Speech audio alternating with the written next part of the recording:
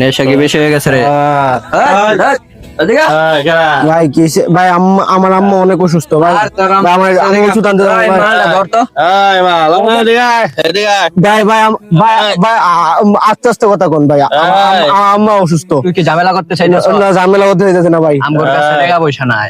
ভাই ভাই আমার কাছে ভাই ভাই বড় ভাই সামনে বেদবি করস। না। ভাই পিনি কে আছে? ভাই পিরিটা ভাই আমার ছাড়া দেন ভাই। কি আছে ভাই তোর? সুন্দর কথা ফোন নাই। ভাই ভাই